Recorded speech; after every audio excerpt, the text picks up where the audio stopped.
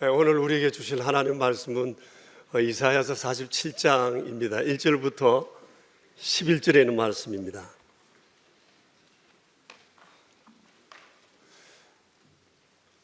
이사야서 47장 1절부터 11절, 좀 긴데 우리 같이 받들어 읽겠습니다. 처녀딸 바벨론이여, 내려와서 뒷거리에 앉아라. 딸 갈대하여, 보좌가 없어졌으니 땅에 앉아라. 내가 다시는 곱고 아리따다 일컬음을 받지 못할 것임이라. 맷돌을 가지고 가루를 갈고 너울을 벗으며 치마를 걷어 다리를 드러내고 강을 건너라. 내 속살이 드러나고 내 부끄러운 것이 보일 것이라. 내가 보복하되 사람을 아끼지 아니하리라. 우리의 구원자는 그의 이름이 만군의 여호와 이스라엘의 거룩한 이시니라. 딸 갈대하여 잠잠히 앉아라. 흑암으로 들어가라. 내가 다시는 여러 왕국의 여주인이라 일컬음을 받지 못하리라. 전에 내가 내 백성에게 노하여 내 기업을 욕되게 하여 그들을 내 손에 넘겨 주었거늘 내가 그들을 긍휼히 여기지 아니하고 늙은이에게 내 멍에를 심히 무겁게 메우며 말하기를 내가 영영이 여주인이 되리라 하고 이 일을 내 마음에 두지도 아니하며 그들의 종말도 생각하지 아니하였도다. 그러므로 사치하고 평안히 지내며 마음에 이르기를 나뿐이라. 나 외에 다른 이가 없도다. 나는 과부로 지내지도 아니하며 자녀를 잃어버리는 일도 모르리라 하는 자여, 너는 이제 들을지어다. 한날에 갑자기 자녀를 잃으며 과부가 되는 이 두 가지 일이 내게 임할 것이니라. 내가 무수한 주술과 많은 주문을 빌릴지라도 이 일이 온전히 내게 임하리라. 내가 내 악을 의지하고 스스로 이르기를 나를 보는 자가 없다 하나니 내 지혜와 내 지식이 너를 유혹하였음이라. 내 마음에 이르기를 나뿐이라. 나 외에 다른 이가 없다 하였으므로 재앙이 내게 임하리라. 그러나 내가 그 근원을 알지 못할 것이며 손해가 내게 이르리라. 그러나 이를 물리칠 능력도 없을 것이며 파멸의 호련이 내게 임하리라. 그러나 내가 알지 못할 것이니라. 아멘. 반면교사라는 말이 있습니다. 되풀이해서는 안 되는 나쁜 본보기라는 뜻인데, 우리 주변을 둘러보면 이런 경우들을 종종 볼 수가 있습니다. 성경에도 이와 같은 예들이 많이 나오죠. 여러분, 혹 생각나는 사람이 있으세요? 또 생각나는 사건이나 그런 일들이 있으신지요? 오늘 우리가 읽은 이 성경의 그 한 사례가 나옵니다. 바벨론 제국입니다. 오늘은 이 바벨론 제국의 쇠망사를 통해서 우리의 반면교사로 삼았으면 합니다. 여러분, 이사야서를 읽으실 때 여러 나라 이름들이 나오는데 바벨론이라는 나라 이름 참 많이 나왔죠. 바벨론은 아시는 바와 같이 당시 최강 국가였습니다. 수백 년 동안 고대 근동을 호령해왔던 아수르라는 나라를 전쟁에서 이김으로 일약 제국으로 등장했습니다. 이로써 그의 위세는 대단했고 어떤 나라도 감히 넘볼 수 없는 유일무이한 나라가 됐습니다. 이런 바벨론의 존재감을 드러내는 몇몇 표현들이 오늘 성경에 나오는데 같이 보겠습니다. 1절을 보시면 처녀딸 바벨론이라고 했습니다. 여성의 이미지를 통해서 바벨론의 모습을 묘사했는데, 처녀라고 했으니까 바벨론의 시대가 이제 막 꽃피기 시작했다라고 이해해도 될 것 같습니다. 그런데 여인 중에서도 곱고 아리따다고 했습니다. 부족함이 없는 공주를 연상할 수 있을 것 같습니다. 이것이 당시 바벨론을 보는 세상의 시각이었던 것 같아요. 그리고 5절을 보시죠. 그들은 스스로에 대해서 여러 왕국의 여주인이라고 했습니다. 옛날 대가족 시대 때 집안에서 여주인의 파워는 대단했습니다. 바벨론의 위치가 당시 그랬습니다. 그들은 자부심이 대단했었고 압도적인 권세로 주변 나라들을 호령했던 것 같습니다. 그리고 8절을 보시죠. 사치하고 평안히 지냈다고 했습니다. 이처럼 바벨론은 모든 것에 부족함이 없는 태평성대를 이룬 나라였습니다. 이 여러 사실들은 당시 최강 국가로서의 바벨론의 면모가 어땠는지 우리에게 잘 보여준다고 말할 수 있을 겁니다. 요한계시록을 보면 예수님께서 나쁜 세상 권세를 일컬어서 바벨론이라고 지칭하는 것을 보게 됩니다. 이 역시 역사 속에서 바벨론의 존재감이 어떤 것이었는지를 우리에게 잘 말해주는 것이라고 생각합니다. 제가 바벨론이라는 이 나라에 대한 것을 처음 들었던 때가 20살 때 팝송을 통해서였습니다. 70년대 우리 젊은이들이 자주 불렀던 노래 가운데 리버스 오브 바빌론이라는 노래가 있습니다. 혹시 생각나는지 모르겠어요. By the river of Babylon.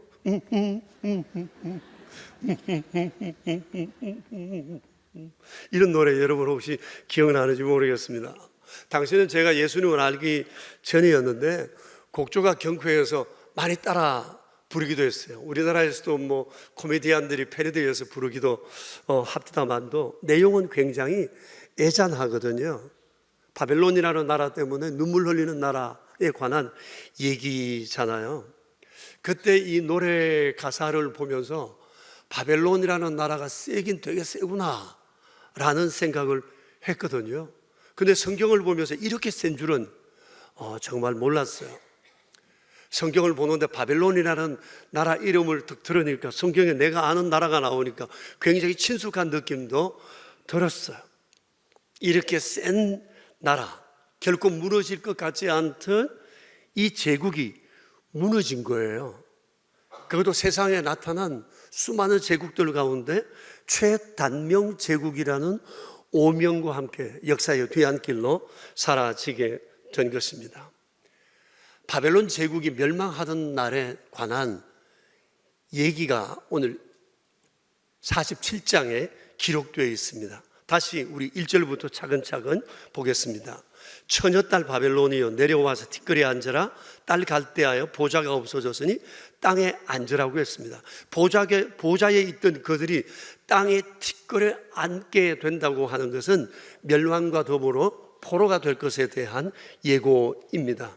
이것이 이중명령으로 되어 있습니다. 내려와서 티끌에 앉아라. 보좌가 없어졌으니 땅에 앉아라. 두 번이나 동일한 명령을 하고 있는 것으로 봐서 이것은 반드시 이렇게 될 수밖에 없는 사실에 대한 예고입니다. 그리고 2절 3절을 보시죠. 맷돌질, 너울을 벗는 것, 치마를 걷어 다리를 걷어내는 것, 속살이 드러나고 부끄러운 것이 보인다고 했는데 이것은 노예들의 상황을 의미합니다. 노예들은 주로 이렇게 살았습니다. 자신들의 몸을 돌볼 수가 없었습니다. 이런 여러 가지 어려움 가운데 처했었죠. 곱고 아리따운 공주 같은 사람들이 이런 상황에 처하게 될 거라고 하는 것입니다. 5절을 보시죠. 딸 갈대하여 잠잠히 있으라. 흑암으로 들어가라고 했습니다. 전쟁에서 패배한 상황을 가르치는 겁니다. 9절을 보시죠. 이 일이 한날에 갑자기 일어날 거라고 했습니다. 사실이 그렇습니다. 다니엘서 5장을 보면 바벨론의 마지막 왕 벨사살에 관한 얘기가 나옵니다. 그날 그가 왕궁에서 귀빈 1000명을 모아다가 큰 잔치를 벌였어요. 예루살렘 성전에서 가져온 하나님께 드리는 사용하는 이 기명들을 가지고 술을 나누고 우상을 찬양하는 이런 일들이 있었습니다. 그때 석회벽에 손가락들이 나타나서 뭔가 글을 쓰고 있는데 벨사살 왕이 너무 놀라서 새파랗게 질려 무릎이 부딪힐 정도가 되었다고 했습니다. 그 글은 메네메네 데겔 우바라신, 하나님의 저울에 당신을 달아보았더니 가벼워 더 이상 둘 수가 없어. 당신의 나라를 둘로 나눈다는 그런 말씀이었어요. 실제로 그날 벨사살 왕은 메대와 바사 연합군에 의해서 죽임을 당했고 이로써 바벨론은 그날 끝이 나고 말았습니다. 주께서 말씀하신 것처럼 이 모든 일이 한날 갑자기 일어났습니다.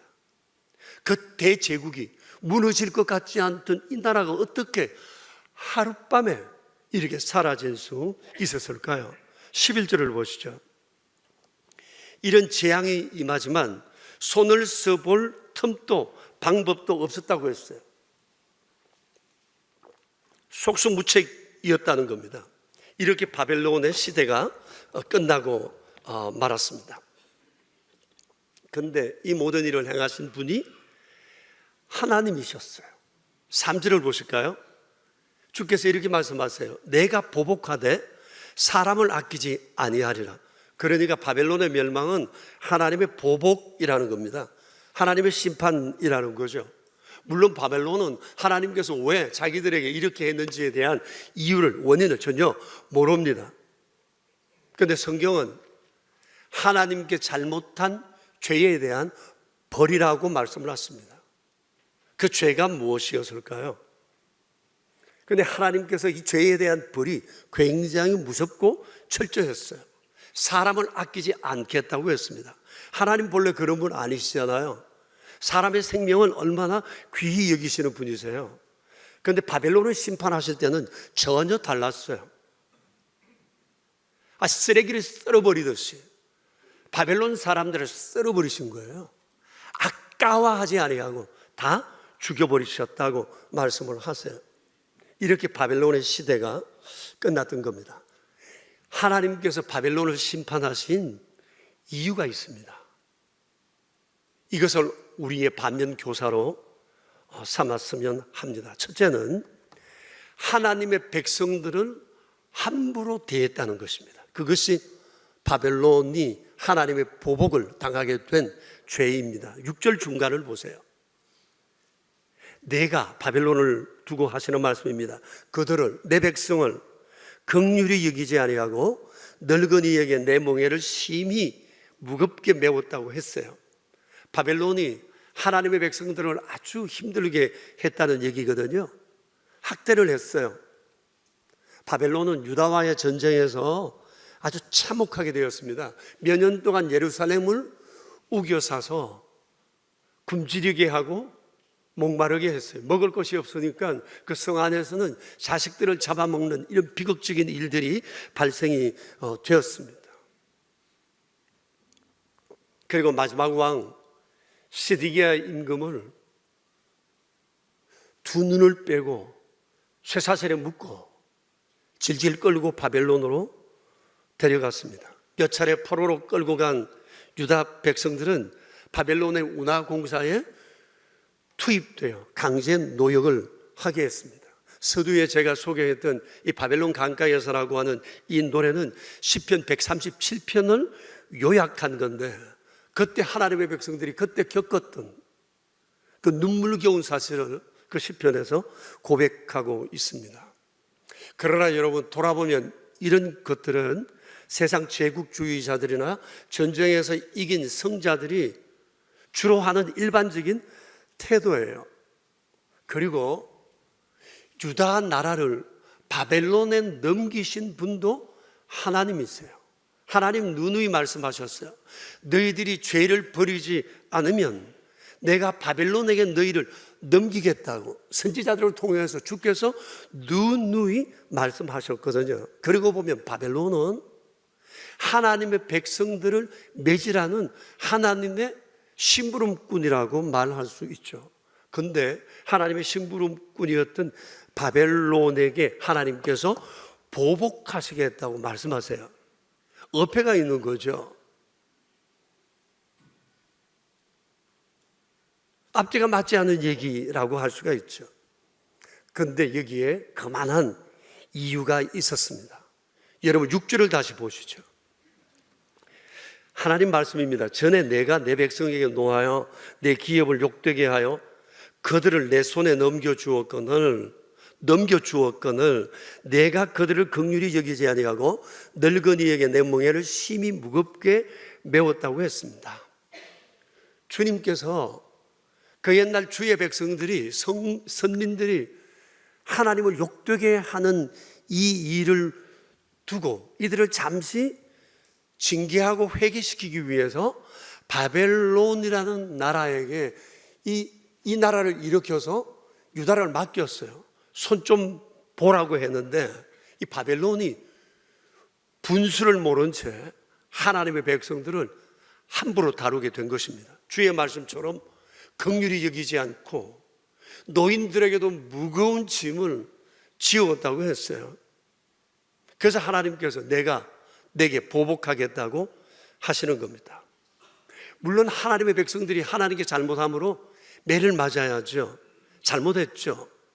그래서 주님은 바벨론을 통해서 징계를 했지만 바벨론이 주의 백성들을 너무 처참하게 대했던 것입니다. 그래서 하나님의 마음이 네가 뭔데 내 백성을 함부로 그렇게 대해? 이것이 자기 백성을 향한 하나님의 마음이에요. 잘못해서 매 맞아야 하지만 주님을 모르는 바빌론에게 이렇게 혹독한 시련을 당하는 것을 하나님은 너무 가슴 아프게 보신 거예요. 근데 이런 거죠.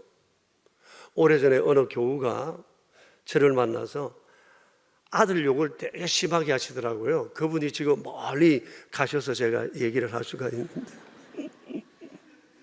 하시는 말씀이 그놈이 말이에요. 공부도 할 만큼 했고 대학에서 박사학위도 받은 놈인데 이미 가져간 것도 많은데 계속 손을 내민다는 거예요. 40이 넘은 놈이 아직도 그러고 있고, 이 자식 때문에 내가 서울에서 집을 줄여서 이곳에까지 내려왔는데 지금도 계속 이러고 있어요. 내가 이제 이 자식과 관계를 끊으려 한다고 하면서 자식을 저주하듯이 말하더라고요. 그래서 제가 그 얘기를 듣다가 슬쩍 편을 들었죠. 속상하시겠어요. 부모 속도 모르는 아주 나쁜 놈이네요, 그놈.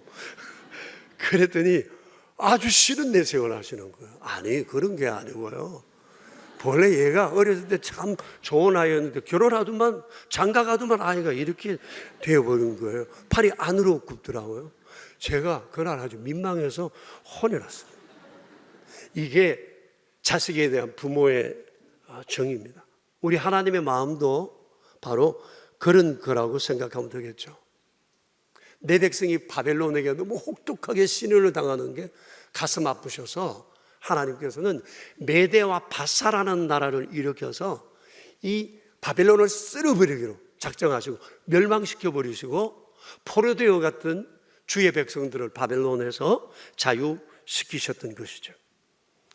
여러분, 하나님의 백성을 함부로 대한 죄 무섭습니다. 하나님 카운트하고 계세요. 이런 하나님이 계시기 때문에 우리가 위로를 받고 힘을 얻습니다. 우리가 세상에 살면서 주의 이름 때문에 욕먹을 때가 있습니다. 예수 믿는다고 박해를 받을 때도 있습니다. 예수님 말씀하셨어요. 나 때문에 너희를 욕하고 박해할 때 너희에게 복이 있다고. 그 옛날 선지자들도 너희처럼 박해를 받았다고 주님 말씀하세요. 여러분, 예수님의 이름 때문에, 복음을 전한다는 것 때문에, 교인이라는 것 때문에 세상에서 이런저런 얘기를 들을 때 오늘 여러분 이 얘기를 우리가 기억해야 되겠어요. 우리를 향한 하나님의 마음은 변함이 없어요. 세상이 그럴수록 하나님은 우리를 꼭 끌어안으시고 우리를 돌보시죠. 그리고 그들에 대한 벌을 주님은 카운트하십니다. 이뿐만 아니죠. 우리 역시 하나님의 백성된 자들에 대해 언행을 조심해야 합니다. 우리 서로 그리고 우리 이웃 성도들에 대해서도 함부로 말하지 않아야 합니다. 비록 그들이 잘못이 있어 보인다 할지라도 그가 하나님의 자녀라면 말과 행동을 조심해야 한다는 것입니다. 가끔 인터넷을 보면 교인이 교인을, 교회가 교회를, 목사가 교회를, 이런저런 사람들이 유튜브를 통해서 교회에 대해서, 성도들에 대해서, 하나님에 대해서 함부로 말하는 것을 종종 보게 됩니다. 가슴이 너무 아파요. 하나님은 내 백성 욕먹는 거 너무 가슴 아프게 생각하거든요. 아주 싫어하시거든요. 세상은 그럴 수 있지만 우린 서로에 대해서 그래서 안 되는 거죠. Love people의 첫 번째 상대는 주의 백성들이에요. 하나님은 하나님의 백성들을 함부로 대하는 것에 대해서 눈여겨보고 계십니다. 바벨론의 멸망은 바로 이 때문이었습니다. 내가 내 백성을 너희에게 넘겨주었는데 너희는 내 백성을 지나치게 혹독하게 되었다는 거예요. 그래서 내가 내게 재앙을 내린다 하셨습니다. 두 번째 바벨론을 심판하신 또 다른 이유가 있는데 그것은 그들의 오만과 교만함 때문이었어요. 여러분 5절과 7절을 한번 보시죠. 5절에 이렇게 말씀하십니다. 얘기합니다. 그들이 스스로를 일컬어 우리는 여러 왕국의 여주인이라고 했어요. 그리고 7절을 보면 내가 영영이 여주인이 되리라는 오만함을 드러내고 있습니다. 제 멋대로죠. 누구 마음대로 주인 노릇합니까? 세상의 주인은 하나님이세요. 모든 왕국의 주인은 하나님이세요. 지금은 내가 힘이 있어 다스리는 것 같지만 그가 주인이 아니요. 바벨론은 말합니다.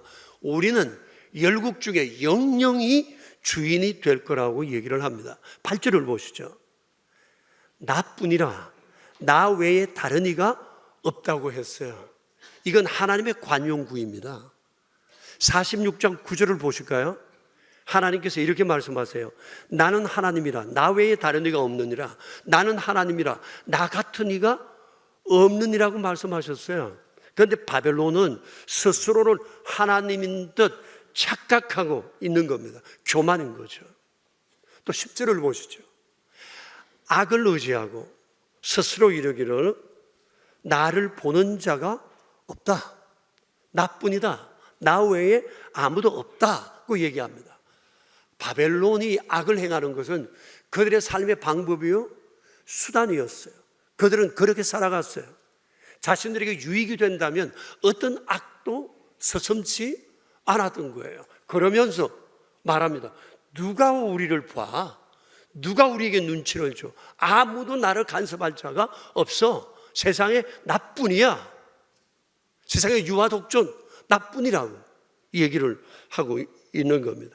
그래서 하나님께서 이 건방진 바벨론을 향해 말씀하세요. 11절을 보시면 그러므로 재앙이 내게 임하리라. 파멸이 내게 임하리라. 너는 내려와 뒷걸에 앉으라고 말씀하시는 것입니다. 교만 무서운 겁니다.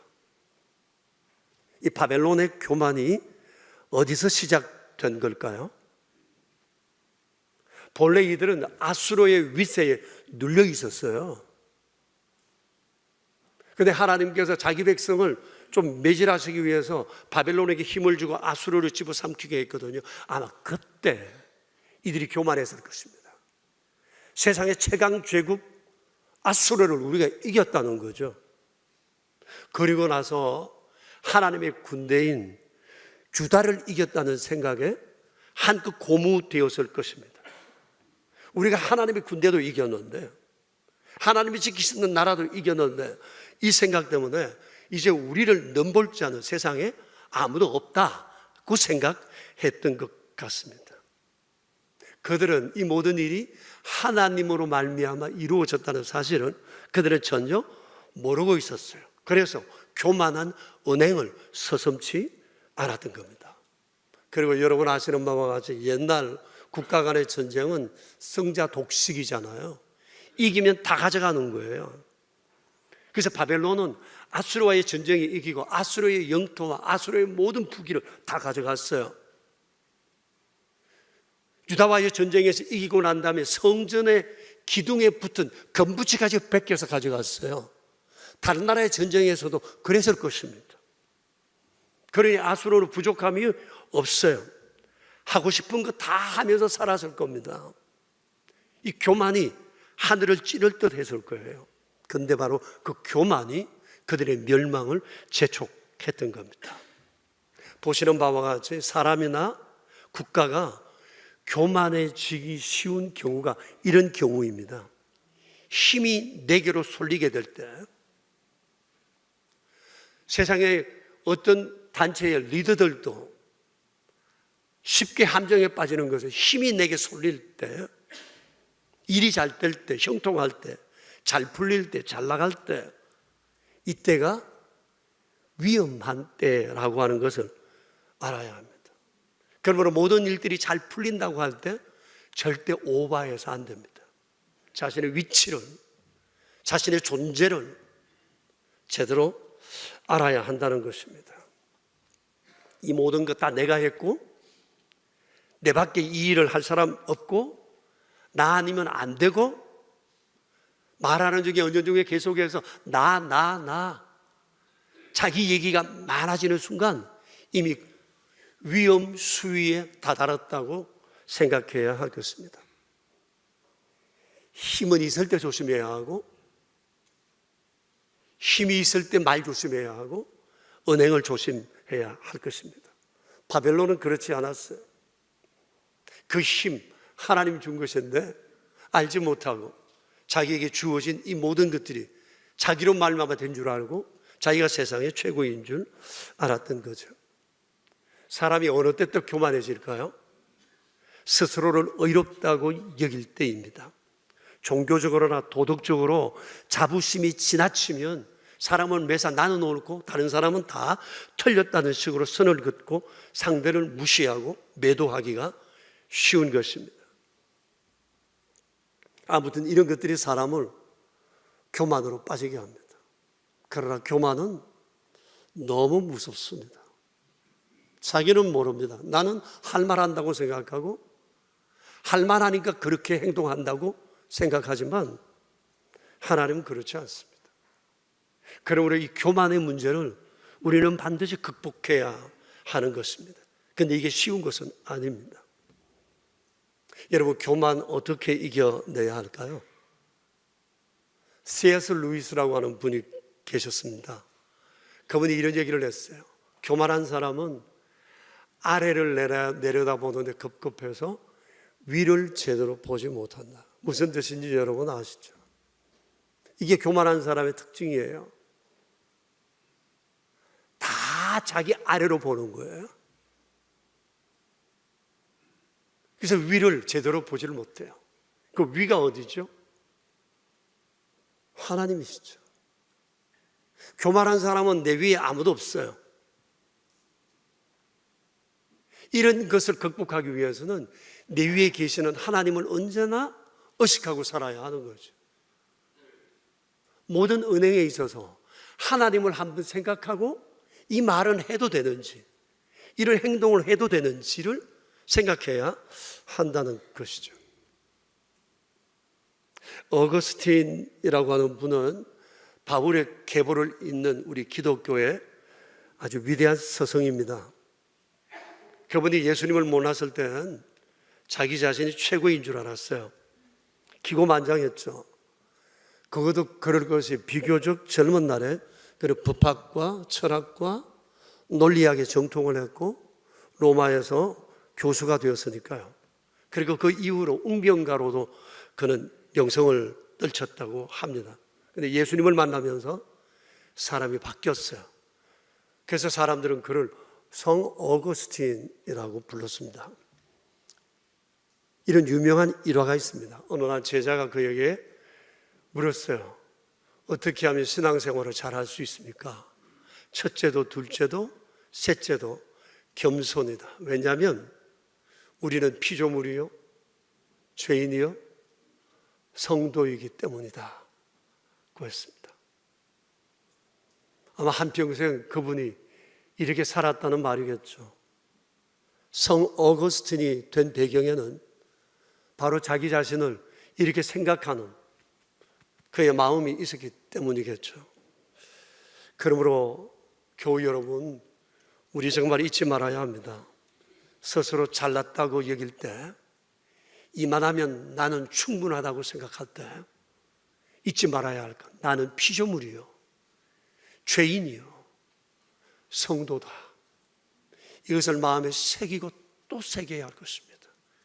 그러면 어느 정도 교만을 제어할 수 있는 힘이 내 안에 생길지 모르겠습니다. 아름다운 주일 아침 하나님 우리를 불러주시고 또 한 해의 절반을 새롭게 시작하는 시간들을 우리에게 허락해 주셨습니다. 바벨론의 멸망을 반면교사 삼아 결코 이길 그릇은 아니 될 것입니다.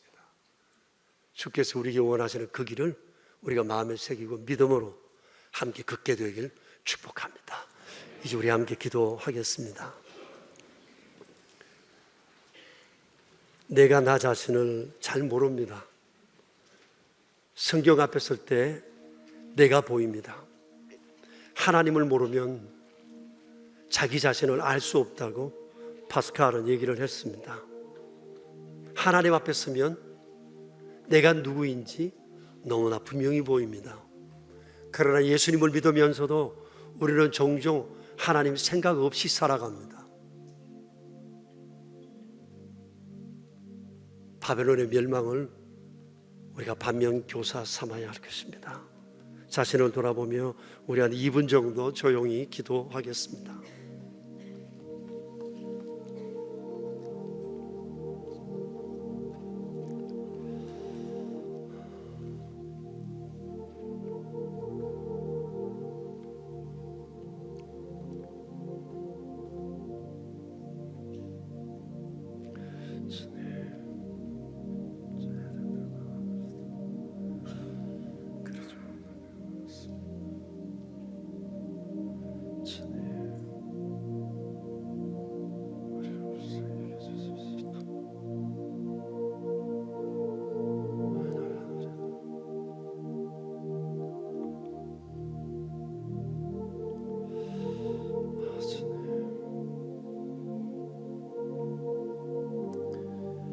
하나님 아버지, 참 무거운 마음으로 오늘 말씀 앞에 섰습니다. 제 일을 너무도 잘 아시는 하나님 앞에 무슨 변명이 더 필요하겠습니까? 사람들을 만나면 이렇게 자기 자신을 드러내고 싶어 하지만 돌았으면 하나님 앞에 머리가 숙여지지 않을 수가 없습니다.